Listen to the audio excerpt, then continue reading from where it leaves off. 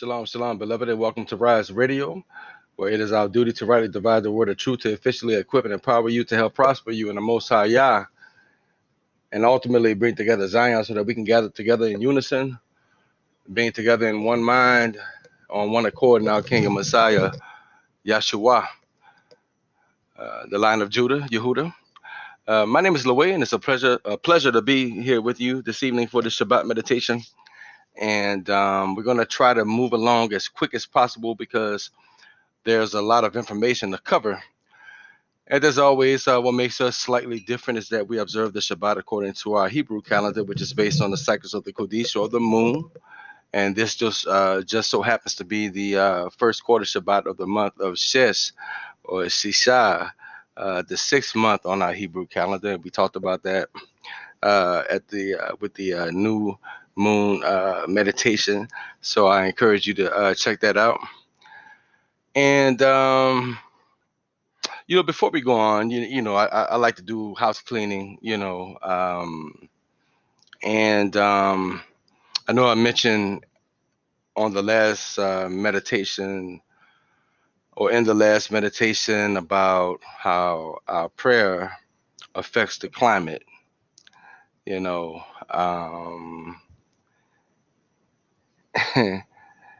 You know, there's a lot of things scientifically that can, and I'm not disputing science,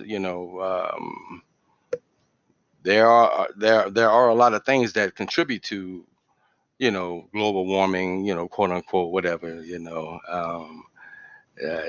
just quoting the guy who created the internet. um However, there's also a spiritual um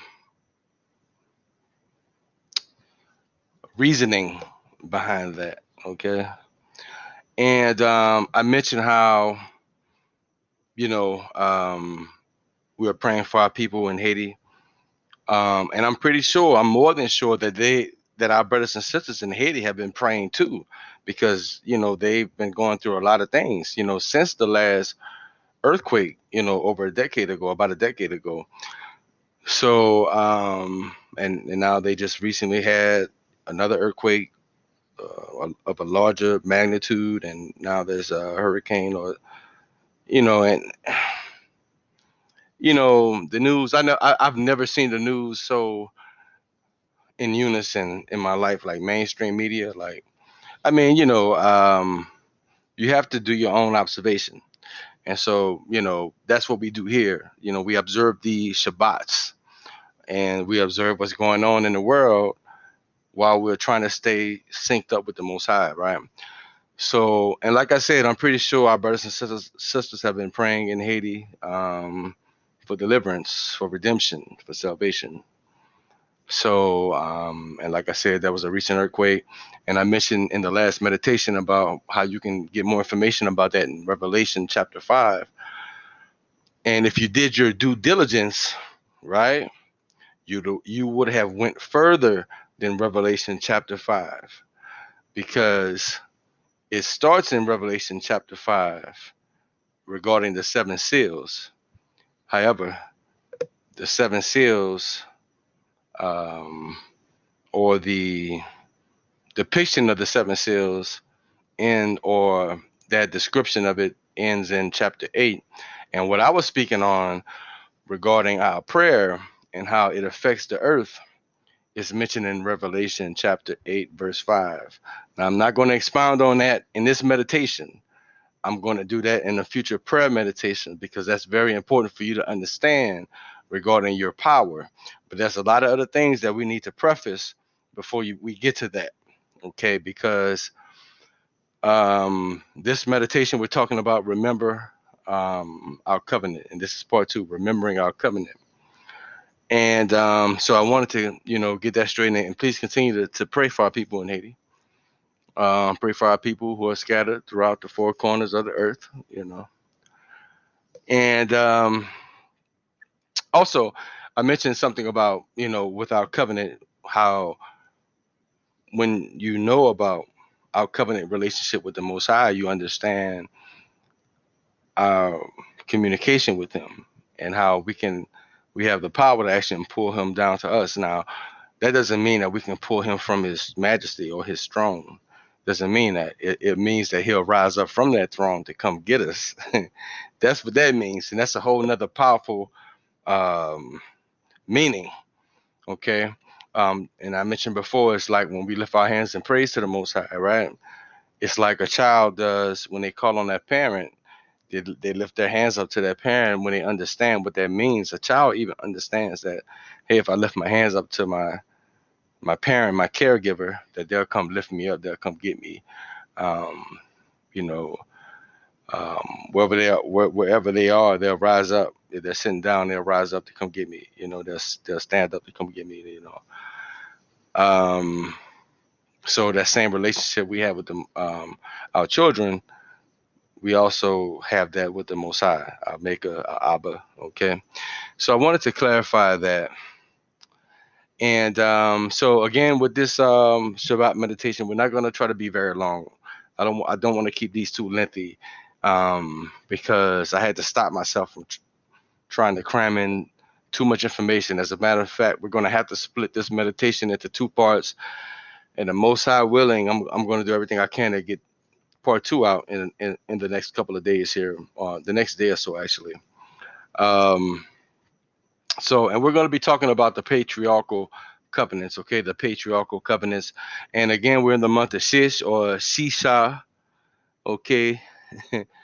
And we talked about how that correlates with connection, image, man, beast, work, flesh, intimacy, sacrifice, knowledge, sacrificial love, the anti-Messiah, idolatry, Adama, relationship, judgment, okay? And another thing I noticed while I was observing this is that the word shish or the month of shish also correlates with searching. And that makes me think about intimacy. Like, okay, right? So if you think about intimacy, right? If you love someone, then you search them out, right? You learn them, right? You learn about what makes them happy, what makes them sad, what makes them angry, what inspires them, and you try to stay on the positive side of that. You try to make them happy. Um, you try to please them. If you think about the relationship between a man and a woman, or a husband and his wife, the job of a husband is to please his woman. So that's a part of intimacy, and I don't want to get too much into that, but you have to search out your partner to, I mean, I'm that's different levels of intimacy. It's not just sexual, because that gets old after a while, and you have to learn how to search out a person, to you know when they're sad, when they're angry, how to comfort them, how to be their peace, how to make them laugh, make them smile, right? And all of that makes the more deeper, intimate experiences even more special, right? So it's not just about lust, because lust gets bored. A lustful eye gets bored after a while, and it never gets satisfied.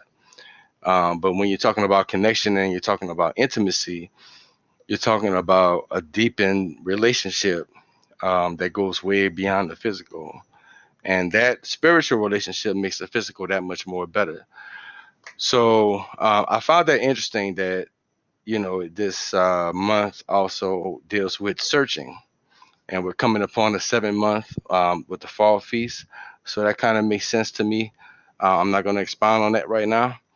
Um, but it's just that, when you learn these things, you should use them to the benefit of the relationship, not to your own. You shouldn't learn a person to, make them angry, to make them sad. That's more of a hateful um type of relationship. Like, if you hate a person, you're going to do things to make them angry, to do things to make them sad, to do things to, displease them, to do things, that's going to, you know um keep them down, keep them distant, right? So I just found that interesting, and I wanted to cover that. And when you think about the anti-Messiah, I don't want to digress too much, um, because that whole experience with how the system of Mystery Babylon has brought us down as a people is because they also had access to the same knowledge our ancestors had access to. And so they use that information not to better us or not to, you know, prosper us, but they used it to diminish us, to destroy us, right? And it was prophesied. And I've talked about this in previous meditations, but a good relationship benefits both people and it should be a relationship that protects everyone involved. Okay, and that's what our covenant is about, our connection with the Most High. Okay, because it benefits everyone who is involved. And when you subscribe and abide by the terms of the agreement or in the covenant, then you're gonna benefit from it. You're gonna prosper from it. Both parties will. The Most High will be blessed, and we will be blessed as a people and a kingdom. Okay. So check out the previous meditation for more information on that. And I also talked about how Barat or Barat is how we say covenant, the word covenant in Hebrew. And again, it means a solemn and binding agreement between two or more parties, right? Especially for the performance of some type of action. All right. So something is expected out of both parties who enter into this relationship. It's often instituted through a sacrifice, right?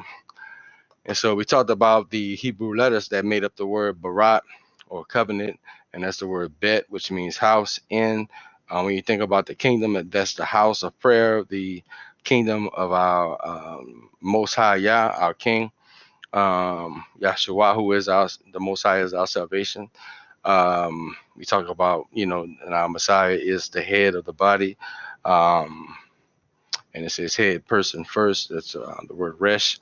And then Yah, we talked about how that's also a letter in Yahuwah or Yahweh, the Most High, and it's described by an arm and a hand, which means strength, work, and deed, right? So, like in any covenant relationship, all of these things pertain to it, right? And because in a covenant relationship, well, I'm not going to go into that right now because we have to move on. And then Tav, or I'm think I'm saying that correctly. It could be Vat. I think it may be pronounced Vat or Va. Okay. But this particular letter is included in the word Shalom or Shabbat or the Shabbat. Okay. And it means mark, sign, covenant. And it's like I said, it's also spelled Taw, which is tall, but I think it's pronounced Va, like Va or Vat or Va, right? It's the final letter of the Hebrew calendar, and it means true sign, life or death, right? And now I'm not gonna go too much into this. We're gonna save this for maybe part two or our meditation next week for the mid-month Shabbat. But there's so many things I want to talk about with this letter, right? Because you hear about the mark of the Most High, the mark of His people, the mark of His chosen. We talked about that in with the fifth trumpet. Um, it has something to do with covenant, the mark of the covenant, right? Um, I will tell you, and we'll talk about this more, that the scripture says that remembering the Shabbat or the Shabbat or the Shavah is a mark of the covenant. It's a mark. When you observe the Shabbat or the Shavah, it's a mark of the covenant. I'm going to leave it right there. We'll talk more about that later. I believe that's in the book of Jeremiah. Um, and like I said, we'll talk about that later. Do our fact check. And do your own research. Like I said, do your own research. Excuse me. And so, like I said, this evening we're going to be talking about the Patriarchal Covenant, okay? And we're going to go ahead and move right along because we have a lot to cover. Like I said, we may have to break this down into a couple of parts. But let's see here. So here we see 5 patriarchal covenants, okay? And like I said, we're not going to get into everything tonight. We'll talk more about that later. But here we see the Noah Covenant, the Abrahamic Covenant, the Mosaic Covenant, the Witted Covenant, and the Messianic Covenant. Okay, our covenants um, that we have access to, that we have um, connection to. Okay, and so I'm gonna break these covenants down briefly. I'm not gonna go into all of them for this meditation. But I am going to kind of just break down some meanings and parallels about the covenants and how they relate to us today, okay? Excuse me. All right. So, with the Noahic covenant, okay, I've talked about Noah in previous meditations. He was the grandson of Enoch, the seventh son of Adam, and we'll talk more about that in meditations to come. All right. And while I'm thinking about that, and I mentioned the Sabbath, how the scripture says for us to remember the Sabbath, the Shabbat or the Shabbat, um, and how that's a mark of the covenant. Um, some people would say, "Oh, well, you're subscribing to Torah," which I do. However, I understand that we're living under a time of grace. Okay. Um, where they say, okay, well, if you try to observe the Shabbat, then you're, you know, really saying that the law is imminent, right? However, you have to understand that this isn't a new thing, and it's not. It wasn't established during Amaziah's time. It wasn't established during um, Moshe's time. It was reiterated during Moshe's time and etched in stone. It was actually established in the beginning of creation, and we already talked about how Shish and the number 6 um, relates to um, how the Most High created everything in 6 days. And the 6th day is also a day of preparation when you're supposed to pray for the day of rest. But on the 7th day, the Most High rested from all of his work and commanded that we rest. So that's when the Shabbat was actually established.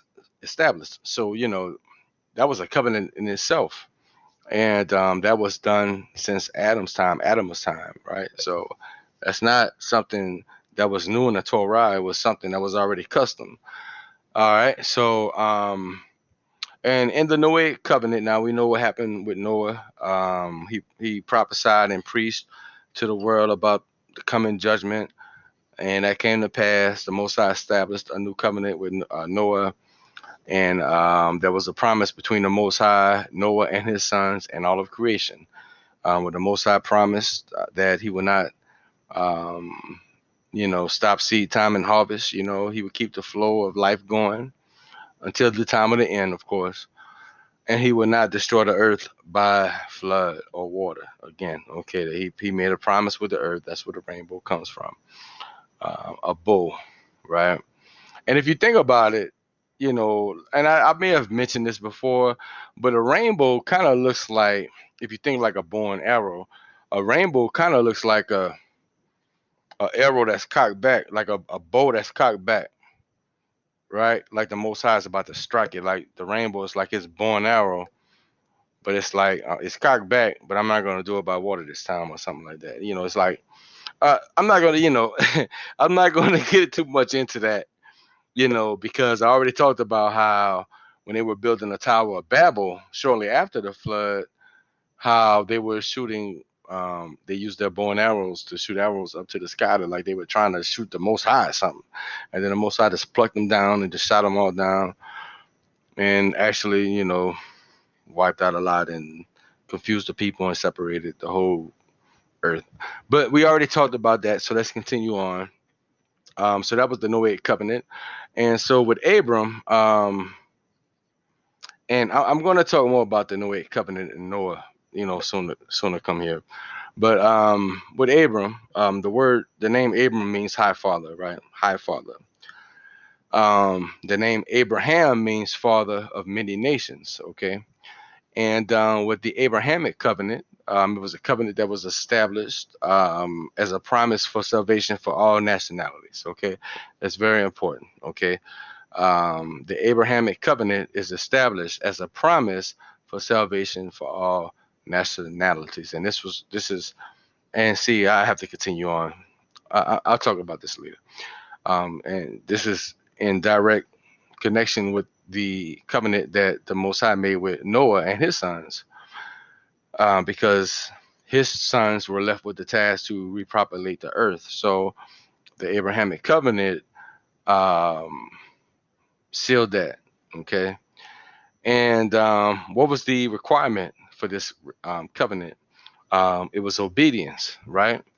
And what's obedience? Abraham had to Abram first had to believe. He had to have faith in the Most High. So the requirement for this covenant, the only requirement was that Abraham or Abram obeyed and that he had faith in the Most High. Okay. And so next there's the Mosaic Covenant or the Mosaic Covenant. And the name Moshe means to pull out, to draw out. Okay. To draw out of water, okay, to Exodus or to exit, um, and the whole story about Moshe and how he was actually drawn out of water. Um, his mother was actually a midwife or a maid, a handmaiden of Pharaoh's daughter. So she knew exactly what Pharaoh's. See, you have to understand. It's like, you know, our women are so smart. They're very smart, very wise. You can learn a lot from a woman. Like you can really learn a lot from a woman, man. But like she knew where Pharaoh's daughter was going to be. She probably knew all kind of things about her. She probably knew she wanted a child. Maybe her father didn't want her to get married at the time or whatever the situation was. It was circumstantial. And the Most High, when Moshe's mother placed Moshe in the river on the Nile, right? She knew that Pharaoh's daughter was going to be at the Nile, and I think she was bathing or grooming, something at that time, whatever. She knew where she was going to be, and so Pharaoh's daughter saw Moshe, drew him out of the water, and you know the story from there. Okay. So now with the Mosaic covenant, what was established? The Most High established Torah, right?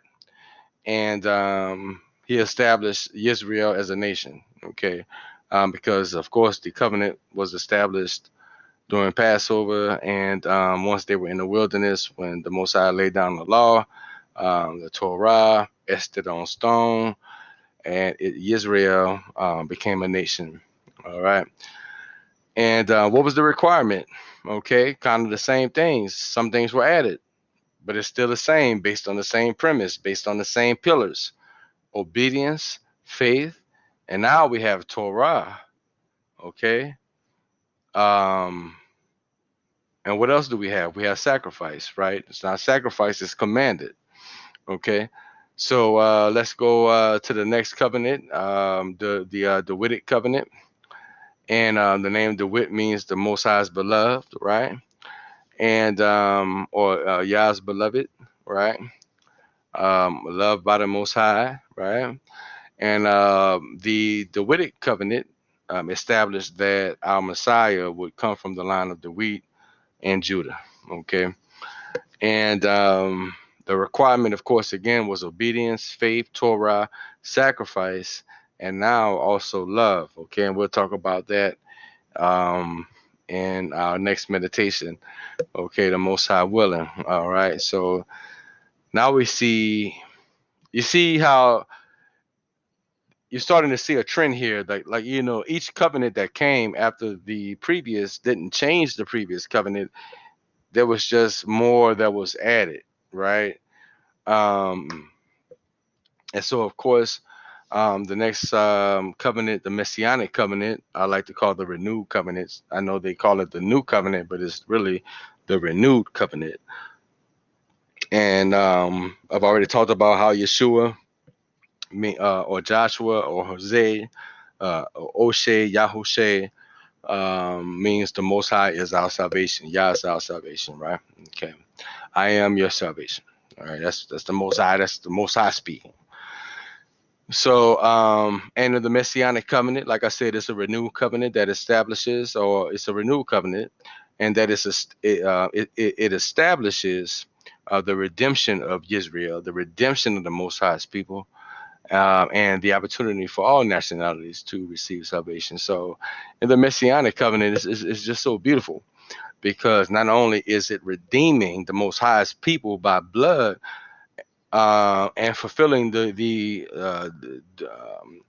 Witted Covenant, or the Davidic Covenant, and the Mosaic Covenant. But now it's also fulfilling the Abrahamic Covenant, because it provides salvation for all nationalities, right? So I don't care if you're from the bloodline, if you're Portuguese, or you know,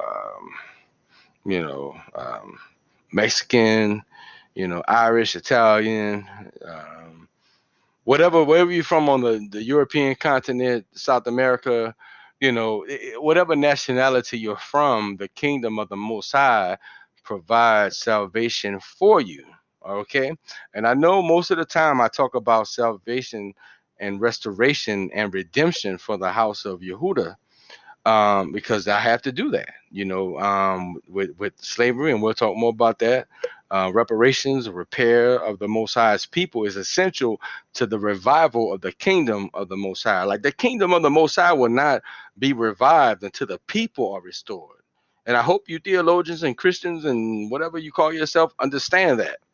Okay, we don't subscribe to this secular, universal, Catholic religion. We don't. Okay, we subscribe to the lifestyle and to the plan of salvation that the Most High provided for us. Okay, and again, this is nothing against parishioners or people who subscribe to Catholicism or anything like that.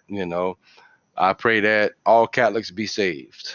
Okay, I'll leave it at that. But this is what however, this is what the Messianic Covenant is about. All right, and we are here to set it straight. We're here to get it right. We're here to put it in line. We're here to get our people synced up with the Most High. Okay, so I'm going to ask you real quick. I have to cover this. So, what's the requirement with our renewed covenant and our Messiah, Yeshua, right? We talked about obedience and faith being the requirement from the Most High with Abraham. We talked about obedience, faith, and Torah being the requirement um, in the Mosaic Covenant, right? Um, and sacrifice. We talked about obedience, faith, Torah, sacrifice, and love being associated with the Witted Covenant, right? Um, what's the requirement for a Messianic Covenant? Okay, all right. It's obedience, faith, Torah, the sacrifice, love, and remembering. Remembering. That's very important. And what are we remembering? The sacrifice, the love that was displayed through the sacrifice, our sacrifice, Yahshua, right? And who fulfilled Torah, who was obedient to death, who was faithful to death, right? And the only thing he said, just remember me, right? And as we remember what he did for us during Passover, um, through all of the feast days, and we just celebrated the Feast of Weeks, um, right? And of course, before that was Passover, and now, um, we're headed to the fall feast, and that's a whole different meaning, um, with our high feast days, and we'll talk more about that. But for now, I just wanted to point these things out, um, because I want you to understand covenant, and the whole goal, like I said, is to empower you, right? And so to empower is to impart knowledge, to information, and light is information. And Yeshua said that we are the light of the world. So I'm just trying to do my part. So let's see here. So I want to ask something. What's the commonality with all of these covenants, right? Um, the Noahic covenant, we'll talk more about that in our next meditation. The Abrahamic Covenant, the Mosaic Covenant, the Witted Covenant, the Messianic Covenant. What's the commonality? Okay, I'll tell you. They were done with men. You understand? They were done with men. This is nothing against women, but they were done with men. And that's why society is just so girded up and geared against our men. It's destroying families, separating families, taking children from our families. Oh man, if they can get a father out, it's a win.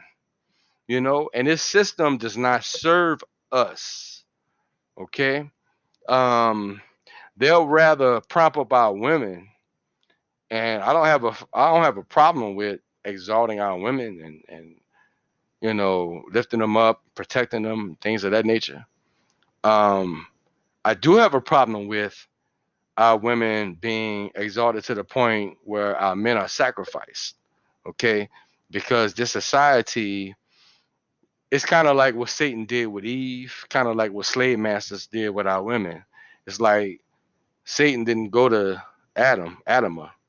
He went to Eve. You have to think about why he did that. I'm not going to get into that too much. Then our slave masters went to our women to not only go against their husbands and their men, but also against their sons. You have to think about why they did that. I'm not going to go into that too much right now, but just use your own common sense and figure out why is the system against our men like it is. Because it's too easy for a woman to say, look, I don't want to be submissive to this man anymore. I'm tired of him, blah, blah, blah, blah, blah. Whatever she's been through, and I'm not down on our sisters or anything like that. I understand that we've come up in a society that has not trained us as men, um, or women to be a family. So we don't understand the importance of that, because we're supposed to be building nations, not just building ourselves. We're supposed to be building community, building our nations, you know. And so since we were here since slavery, that's been a task to separate, to destroy our nation. So you have to understand that. And so as a result, we have men who are dogs and we have women who are dogs. And I'm not here to condemn. I'm just saying, like, you had farms where our people were crossbred, or not crossbred, but just bred. And man, that's Deuteronomy 28. The curses of Deuteronomy 28, the way they did us. So, but even to this day, I mean, it's just not the high incarceration rate, because you still have people locked up for like marijuana charges and things of that nature. And then you have people living in states where it's free, it's legal and things of that nature. I'm not here to have that debate or that discussion. I'm just talking about the unfair, unbiased, unfair bias laws. Now, there are some people incarcerated. They need to take a little time out. I understand that. Some people do some messed up stuff. That's for another discussion. However, for a woman to be able to live, you know, in Seattle and call the police on a man who lives in Texas and say, hey, he did this to me, because she's mad because he moved on and did his thing. And then now that man has a charge, can't get a job. You destroy his old economy. Now, not only can he take care of his own situation, he can't even take care of the child he has with you, because the system is unbalanced. It's not a just system. You understand? There's men out here suffering who can't get work because they have charges on them that were fabricated. Now, I know they have some men out here who have some issues and they're not treating their women right. I'm not talking about that type of situation, but there are some men out here who are actually victims of what these women are claiming that is done to them. Okay. And it's not just our people, our brothers. This happens across all different nationalities. But I mean, here in America, ethnicities. But my point is that this system is not designed for the man to reign over his home, especially. And I think that all other nationalities or ethnicities in this country, if you're facing a lot of the things that our men are facing, you're just collateral damage. Okay, because the whole goal is to this prison system, this court system, this injustice system is designed to keep our men down. Okay, and so we can't pass down this information to our sons and our daughters because the system is so determined to keep us down. You have to really question that. The divorce rate is so high because the divorce rate is so high amongst our people.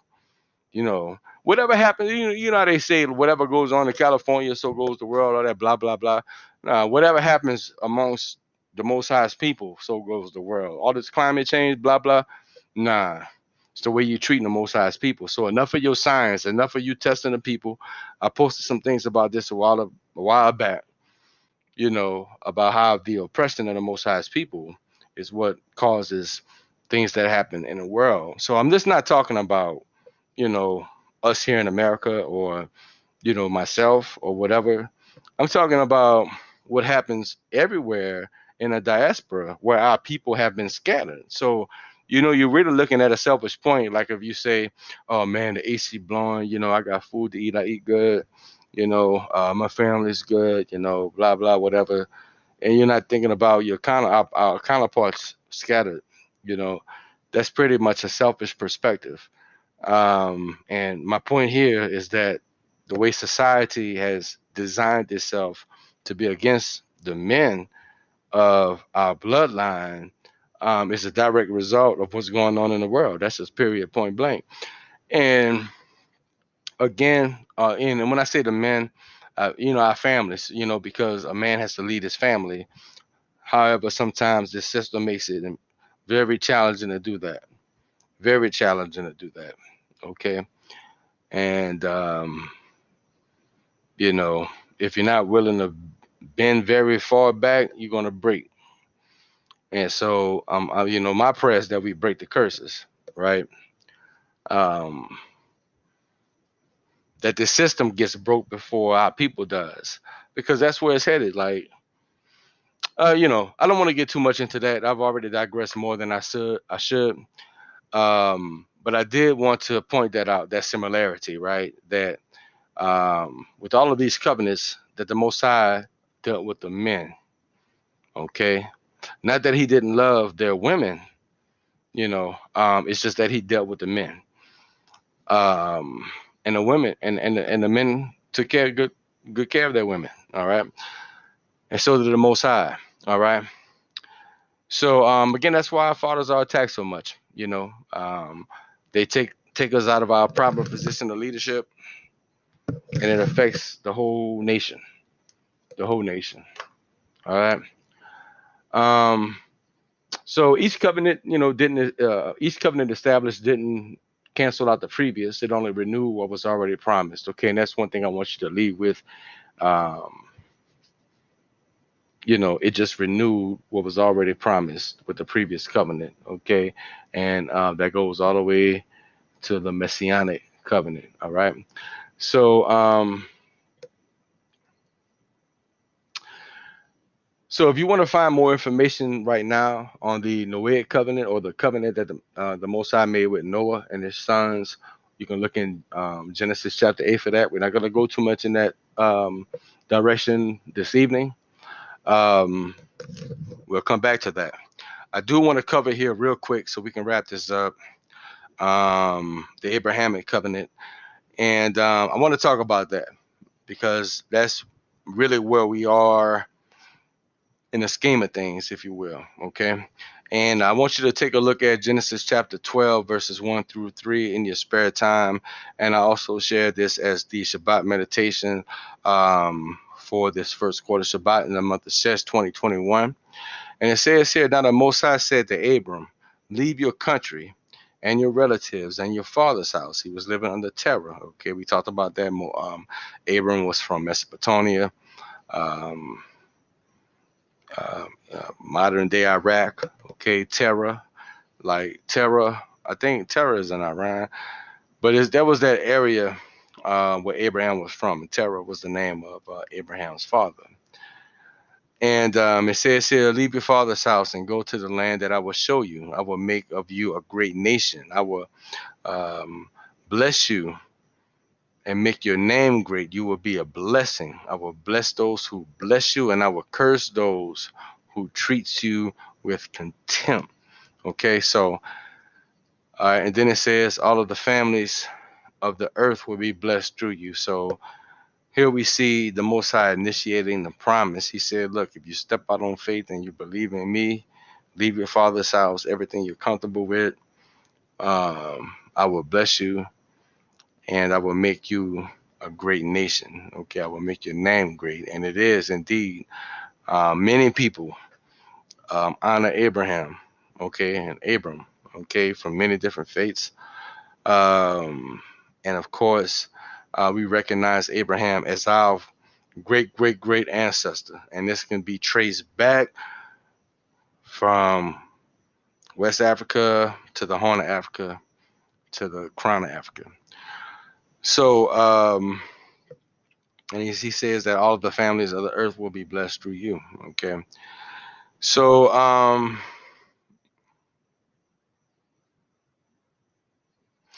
want to go to Genesis 15 to where the Most High,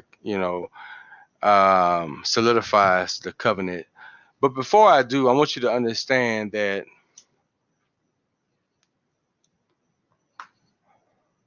when the Most High established this covenant, excuse me, all these promises to Abram, you would think that things would get pretty good, right? Like if I just started hearing the Most High talk to me and he said, you know, Abram, he had the, well, I don't even think he had the book of the upright because I don't think that was written yet during his time. Um, so what is he going off of? Like we have the Bible today, right? Or what they call a Bible, the Holy Bible. Abram, he didn't have this. He just had faith and searching out, seeking out, right? He just had an intimate relationship with the Most High. That's all he had, you know. And you can find, man, and I really encourage you to read the book of the upright, the book of Jasher, to learn more about Abram, because we'll talk about it. We'll talk a little bit more about it right here, because he went through a lot of things, and just like after the Most High promised him all these things, he said, "I will bless those who bless you, and I will curse him who treats you with contempt." Like if anybody try to curse you or handle you or disrespect you, or um, destroy you, he said I will curse him. You understand? He said I will destroy him. Right? So you would think, like I said, you would think things would really be really good after something like this, but that's not the case, because as soon as the Most High revealed these things to Abram, there was famine in the land, right? Um, you know, um, and he had to go down to Egypt, and this was repeated. History repeats itself. Isaac had to do the same thing, and Yakub had to do the same thing, and that's how our ancestors ended up in Egypt the first time. You can do your research on that in the book of Exodus. It starts in the end of Genesis, actually, the book of Genesis. Um, but he had to go to Egypt. He almost lost his wife. The Pharaoh tried to take his wife. Okay. And if you read about that, and I think it's in Genesis 13, chapter 13. When that happened, when the Pharaoh saw Sarah, she was a beautiful woman, and Pharaoh tried to, take his woman. Um, the Mosai had to give Pharaoh a colon cleanse. Okay. Because the Pharaoh almost she on himself. Okay. When the Mosai, got done dealing with him. Okay, and so Abraham fell well after that. The Pharaoh blessed him, didn't touch his wife. But the fact that Pharaoh thought about touching his wife, the Most High gave him a colon cleanse. So I want you to think about that. You can go check out that in Genesis, like I said, chapter 13. So, like I said, after the Most High promised Abram these things, there was famine. He had to go to Egypt, almost lost his wife to the Pharaoh, to the king of that land, because Abram, he's just going off the promise. But now he's dealing with a Pharaoh who is over all of Egypt. Like, this guy has all kinds of wealth, all kinds of power. Now you're trying to take his woman? Like, Most High dealt with him. And you can check that out. And not only that, Abram and Lot, Abram's like, close friend, his cousin, his best friend. They had to separate because of conflict between their camps, so it was a peaceful separation, but sometimes the Most High separates you when he's dealing with you. So there's something to learn there, okay? And let's go ahead and move along. Also, and I have to wonder if sometimes Lot had a little jealousy toward Abram. I don't know. They don't really talk about that too much. I think they talk about a little bit more in Jasher. Um, you know, but Abram loved Lot. As a matter of fact, when Lot was actually kidnapped and taken captive, he was living in Sodom, near Sodom and Gomorrah at the time. And he was taken captive. Moshe got with Hashem. I think we have Shem, Melchizedek, and he had to go to war with some surrounding kings in that area to save his relatives, right? And that's just the kind of guy Abram was. He was a sharp guy. He was a very powerful, not only king, but he later became a powerful king. But during his time, he was a soldier. He knew how to go to war. And so he had to go to war. So like he went through all these things, right? Since the Most High said, "Man, I'm gonna bless you. I'm gonna do this and do that for you." And he went through famine, almost lost his wife, had to separate from his best friend, his cousin, and he had to go to war, right? So Abram went through all of these things because at that time his name was still Abram. And so in Genesis chapter 15, however, all right, and this is 12 through 21, he says, after these things, right, after all the things, after everything we just talked about, right, the Most High, the king's word came to Abram in a vision saying, don't be afraid, Abram. I am your shield, your exceedingly great reward. And Abram said, the Most High, our king, what will you give me since I go childless? Because at that time he still didn't have his own biological son. And he said that he who will inherit my estate is Eliezer, I believe I'm saying that right, of Damascus.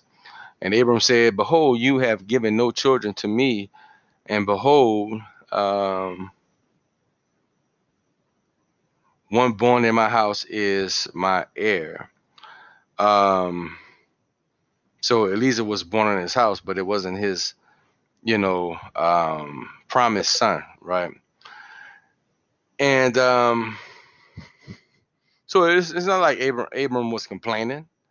He was just stating the facts, and he said, "Look, you haven't given me a child. You promised me all of this, to be a father of many nations, but I don't even have my own biological son."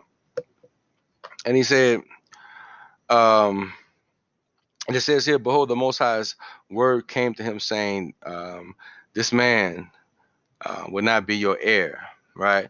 He said, but he who will come out of your own body will be your heir. So the Most High is doubling down. He's confirming. He said, I'm going to give you a son. I'm going to give you your child. And the Most High brought him outside and said, look now toward the sky and count the stars, right? If you are able to count them. He said to Abram, so your offspring will be. So he pretty much told him to go outside.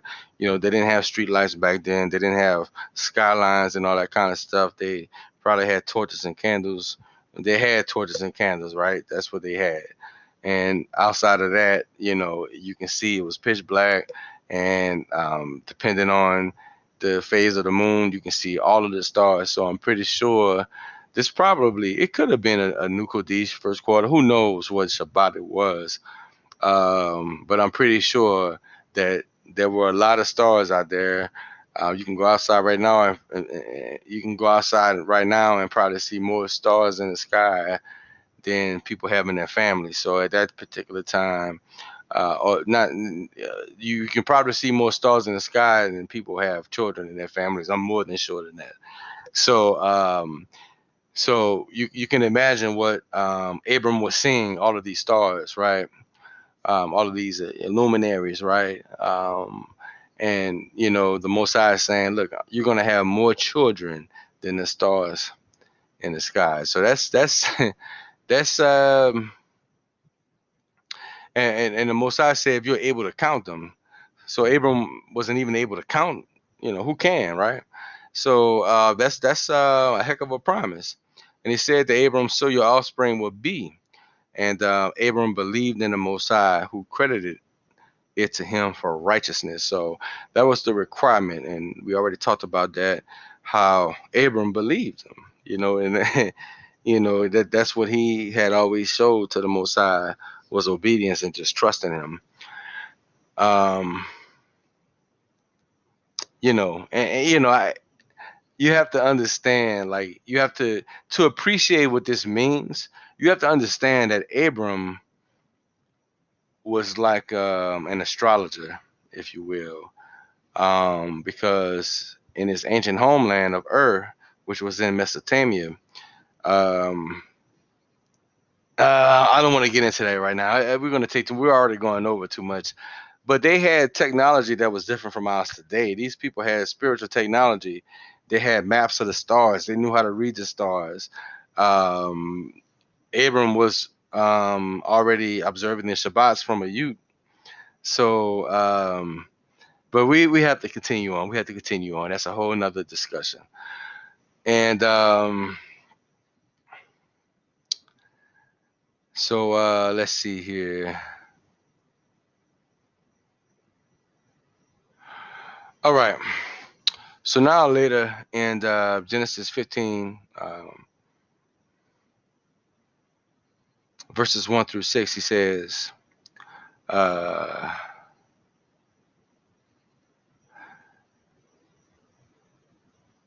that the Most High said to Abram, I am your king, who brought you out of Kasdim, to give you this land, all right, to inherit it, right? So the land where he was at that time, the land of Canaan, um, to give you this land to inherit it. And he said, my king, my Elohim, how will I know that I will inherit it?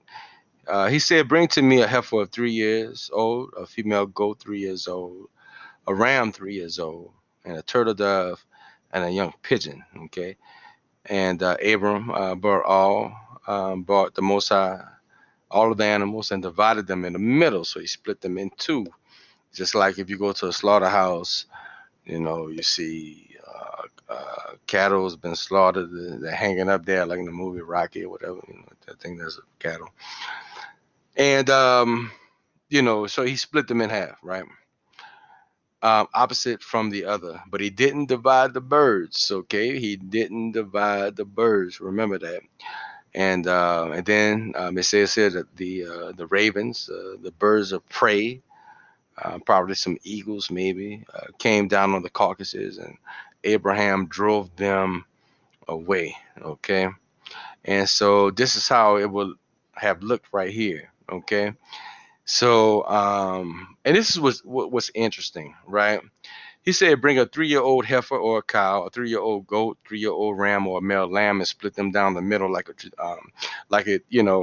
um, two people in a traditional covenant would split the animal, and most of the time it could have been a cow or a lamb, um, or a goat, right? And we already mentioned before what a covenant is about and how people sealed their agreement by sacrificing the animal, eating, partaking in that animal. But before they would cook the animal and eat dinner and eat together, they would walk through the blood of the animal to signify the importance of the agreement. And so here, the Most High instructs Abram to bring these animals to him. And so, what's some commonalities here, right? Um, the heifer is 3 years old, the goat is 3 years old, the ram or male lamb is 3 years old, right? It says split them down the middle, like in a traditional covenant, split them down the middle. But I don't think Abram ever had this many animals in one, like, a cow, a heifer, and then a goat, and then a lamb, male lamb, a ram. And then he said, get a turtle dove and a young pigeon, but don't split them. So you can see here, like at the top, you see the heifer or the cow split, you see the goat split, you see the ram or the lamb split, right? And then you see to the left here, maybe the turtle dove and then a young pigeon to the right. So the birds aren't split. So you see that the carcasses equal 8, right? Um, I find that interesting. Like the Most High does things very interesting. Why didn't he say split the birds? Like, you know, lead them. So if you think about it, like if he would have split the birds, he would have had 10 separate carcasses. But you have 8. And you think about the number 8, 8 is the number of completion, right? 10, if I'm not mistaken, is the number of perfection. Something may be missing here. But we'll talk about that. I'm just observing this scenario and we're all trying to figure it out. This is a study. And we're about to wrap this up because I've already went longer. We may not have to do a part 2 for this particular meditation. So we're almost done. Um, but I want you to think about something. Because this isn't a sweetie meal, right? Um,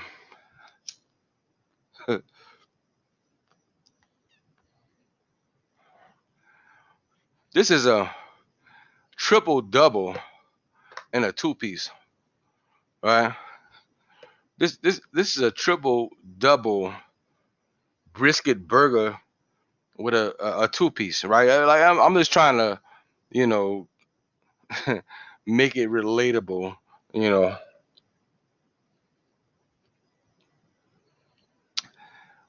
right? And shortly after this, right? Um, the scripture says that Abraham got tired. Now, you don't even read about Abraham cooking these animals. Like you don't read about him bringing them to an altar, right? Like to actually complete the sacrifice by cooking these animals. And see, that's why we've been so desensitized as a society, because we eat meat every day. Like we don't even appreciate it. We don't see the animals we eat. We don't raise them. We don't have a connection with them. We don't have a bond with them. So it's just like the hell with it. I'll get a quadruple um burger or whatever. I may not even be able to finish it. I'll throw it away. Who cares? I have the money. I'll buy another one. So it's kind of like we treat the animal very, disrespectfully. Our ancestors didn't do that. We treated our animals with respect, and we didn't eat animals every day. It was only on a special occasion. It was particular animals, clean animals, as displayed here. And you talk about climate change, that's one thing, but that's a whole nother discussion, man. That's like a whole nother discussion, Okay. Um, but when you think about this, Abraham having to gather all of these animals, that's a lot of work, right? It's one thing to slaughter one of your animals that you're connected with. Like you're connected with all of your animals. You appreciate them. You appreciate the the wool or the leather that they bring, the clothing they bring, the food they bring. Um, they graze the land for you. They bring you wealth. They bring milk. Different resources, right? And Abram was a wealthy man, so he had these animals, right?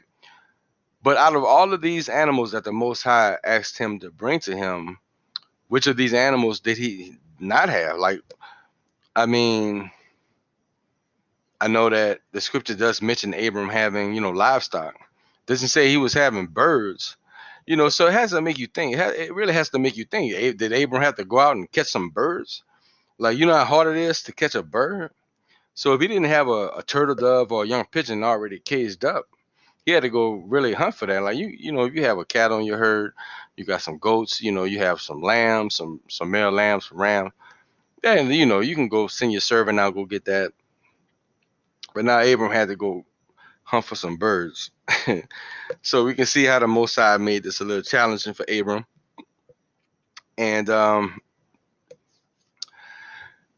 back to the Abrahamic Covenant. The scripture says, it continues to say in Genesis chapter 15, and please look this up. It says, when the sun was going down, a deep sleep fell on Abram, and terror and great darkness fell on him, right? And the Most High said to him, Abram, know for sure that your offspring will live as foreigners. So like I said, Abram had to do a lot of work. Abram, he was tired. He had to go gather all these animals. I'm sure he was connected to them. He felt a certain type of way about it. Um, then he had to go catch some birds. I mean, he was wore out. So, like I said, Abraham went to sleep before he even got to cook them. He didn't even get to put them on the grill. And so it says that Abraham, when he went to sleep, the Most High gave him a dream and says, know for sure that your offspring will live as foreigners in a land that is not theirs and will serve them. They will afflict them for 400 years. I will also judge that nation whom they will serve. Afterward, they will come out with great wealth, but you will go to your fathers in peace. And we talked about how before our Messiah came, that not only our ancestors, but the ancestors of other nationalities, they went to the house of their fathers. Abraham went to the house of his fathers, and and then after him, his descendants went to, it was known as his house, um, paradise, the bosom of Abraham. And it says, you will be buried at a good old age in the fourth generation. They will come here again for the iniquity, because he was near Egypt. And he's saying that his descendants were going to come there again in the fourth generation, for the iniquity of the Amorite is not yet full. It came to pass when the sun went down and it was dark, behold, a smoking furnace and flaming torch passed between these pieces, and that the Most High made a covenant with Abram, saying, I have given this land to your offspring from the river of Egypt, which is the Nile, to the great river, the river Euphrates, the land of the Kenites, the Kenizzites, the Hittites, the Perizzites, the Amorites, the Canaanites, and the Girgashites, and the Jebusites. And we'll break those nations down in future meditations. And again, that's Genesis 15:12 through 21. So again, we see that Abram was so tired, the Most High put him to sleep and showed him how his descendants would eventually end up back in that land as slaves. So and history does repeat itself, because like I said, Abram, the Most High commanded him to go to Egypt when there was a famine in the land. It was repeated when Isaac had to do it because of a famine. And then, if I'm not mistaken, And then Yakub, first Yosef was sold into slavery by his own brothers. Abba forgive us. And went to Egypt. If you don't know the story about that, please look that up. Very important. He actually began to rule over Egypt or Mizraim. And then eventually he brought his brothers, the 12 tribes, the 12 brothers into Egypt. Um, and, because there was famine where they were. So history does repeat itself. And not to stay too long on it, but they were there for about approximately 430 years, but they were not afflicted for 430 years, right? They were there because when our ancestors were there in Egypt initially, the first time, they were actually treated as royalty, right? But it wasn't until another pharaoh came along and forgot about Joseph or Joseph and started to afflict the Most High's people. And I think that was about for 200 years, something like that. So history does repeat itself because it repeated itself after the Messianic Covenant in 70 AD when our people were exiled. They were scattered, carried away, and then they found themselves back in famine, right? And here we are today in Egypt again. History does repeat itself. And the difference is, there's a couple of, um,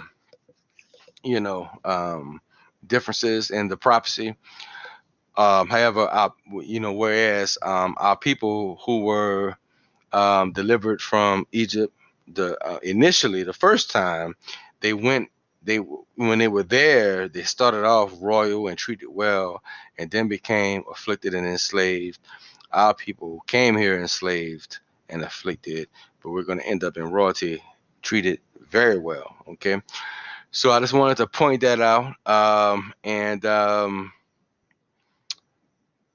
so yeah, please look that up. Please look that up. And as I said before, the Mosaic Covenant was established after the Most High delivered our ancestors from Egypt the first time, and again, obedience was required. So you know, it all syncs up. It all lines up. Okay, and we're going to talk more about the Mosaic Covenant in our meditation for our next Shabbat. I was going to split this meditation into two, but we were able to cover everything. Hopefully, I can get this uploaded in time and get this up this evening. So yeah, and um, hopefully I wasn't too lengthy because, like I said, I try to break these down. Maybe I should have broke this down into two parts, but I wanted to get it done. And on our next meditation, we'll talk more about the Mosaic Covenant, Deuteronomy 28, the benefits and the benefits of our covenant, okay, with the Most High. And we've already talked about this scripture here in Exodus chapter 2, verses 23 to 25. And it says, in the course of those many days, the king of Egypt died, and the children of Israel sighed because of the bondage, right? We already talked about that. They forgot about Yosef, and it came to the point where they started to afflict our ancestors, and they sighed and cried out to the Most High because of the bondage. And the cry came up to the Most High because of the bondage. He heard their groaning, and he remembered his covenant with Abraham, Isaac, and Yakub. The Most High saw the children of Israel, and he understood. He understood. So that's what's so important about you know um, identifying with the Most High, our connection with Him, understanding our covenant, because at least our ancestors then did understand who they were and their identity in the Most High, and they were able to communicate with Him. The thing is with us today is that we lost touch with our identity and our covenant with the Most High. So we had to get back to that. We had to get back to that, and that's a very important part, very key to our restoration, our repair, and entering the kingdom of Shalom, the millennium reign of peace. Okay, so with that said, Zion, we're gonna go ahead and wrap it up right here. Um, and understanding the patriarchal covenants are essential to deepening our connection to the Most High. Okay. Um, it's essential to understanding the connection with our people and His kingdom. All right, this isn't just church services. These Shabbats, we have to observe our Shabbats, even though we can't fully keep them the way Torah instructs us to. At least we try to spend some time to meditate and observe it and deepen our relationship and with the Most High. Okay, like I said, it's about connection, intimacy, and everything else that relates to where we are right now. Okay, so stay in prayer for our people. Stay in prayer for our people in Haiti. Pray for the kingdom. Pray for our ministry here. We do appreciate your support, and the Most High bless everyone who has given so far. We do believe we are good ground here. Okay, so 100-fold return to everyone who has given. And we do appreciate your support. We'll have the link here in the meditation, as well as other resources to deepen your understanding of what we were speaking on today, to help pull us closer to the Most High and to rebuilding our nation and, rebuilding His kingdom, building His kingdom. Okay, because that's what it's about. All right. And again, keeping the Shabbat is obedience. So we thank the Most High for another month. We thank the Most High for another Shabbat. Praise the Most High and bless His name forever and beyond that. And as always, Zion, to the next time we meet, we're all going to try to do a prayer meditation here. We can definitely get that in because I think that's important. And I want to continue the prayer meditation. Like I said, there's so many things to talk about. I just want to point out what we need to be focused on. And I'm really waiting to get to talk about like spiritual warfare, um, and how that works. However, before we get to that, we have to talk about covenant. Because you know, the wheat went to war because he understood covenant. You know, so while we don't go to war the same way our ancestors did, we do, but not in the physical. So much, it's more spiritual. And we see what the Most High does as a result of that. Okay. So, as always, Zion, may the Most High bless you and keep you. May the Most High make His face to shine on you and be gracious to you. May the Most High lift up His face towards you and give you peace and blessings. His people. Shalom.